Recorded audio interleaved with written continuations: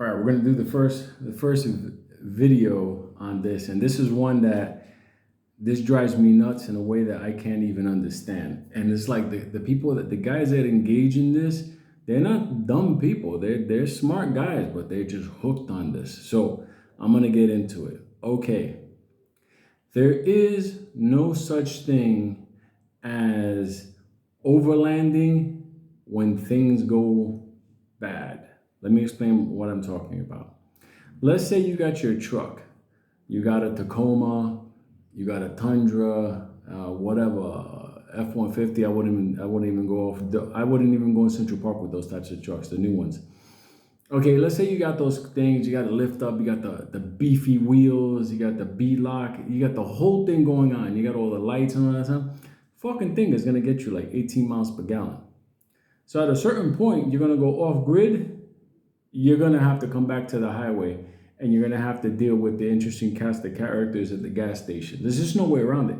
It doesn't matter how much fuel you take with you. At a certain point, you're going to have to come off of the off-road and come back onto the road. That's one of the weird things about this, because a lot of people have this fantasy like, no, I'm gonna get in my truck and drive into the mountains. Yeah, I know. What do you think you're gonna find in a mountain? Like a half a cheeseburger? Like, it's not the easiest thing. You would have to have something set up there a long time ago in order to drive there and have a cabin, have fuel stored, and the whole thing. And if you had that idea of like off-road vehicle for using it back and forth, yeah, I would go something with a diesel. Why? Because you could store diesel. So one of your trips to your remote location would be storing diesel. Okay, that makes sense. But the traditional off the lot Tacoma, Tundra, Dodge that you lift up, you make it look mean in the mall. The reality is this: when you go off road, unless you're gonna get into BLM land, you're gonna go deep in the mountains, whatever. Fuel is your biggest problem. I'm just telling you that fuel is gonna be one of your biggest problems. So one of the things I will tell you, if you're planning on using your vehicle to take a left on the highway and just basically go into the deep country to your bug out location, understand something: fuel, fuel, fuel. So you may want to have a vehicle for that, just specifically for that, and have diesel stored someplace so you can use it. But your day-to-day driver could be something like a freaking RAV4. Get your 40 mile MPG.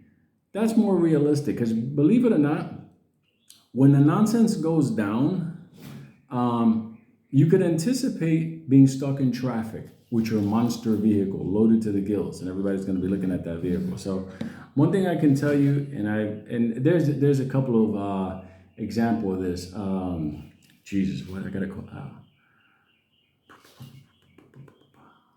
Field Crash Survival just about a year or two ago did an experiment with that.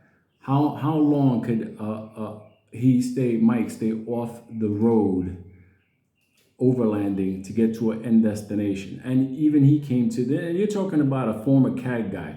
At the end of the day, he's overlanded before they did they called it overlanding. I've taken trucks and gone through freaking mountains and rebel territories and stuff like that. And let me tell you something. The reality is fuel. Fuel is a problem. That's what I'm trying to tell people right now. I don't care what you do to your truck, the lift. I don't care if you got Fox or Bilstein shocks. I don't care what you did to it. I don't care what it is. Fuel.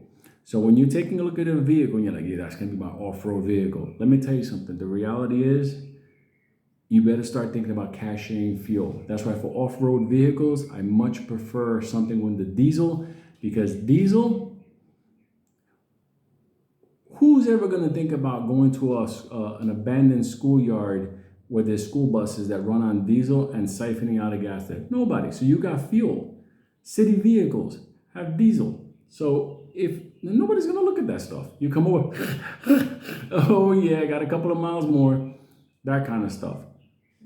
Tractors, things like that. At the end of the day, diesel, if you want to do shit hit the fan, off-road capability, long-term sustainment, whatever, you better be storing diesel, because couple of trips in gasoline, and as your vehicle gets older and less maintenance, you could probably get like 14 miles a gallon.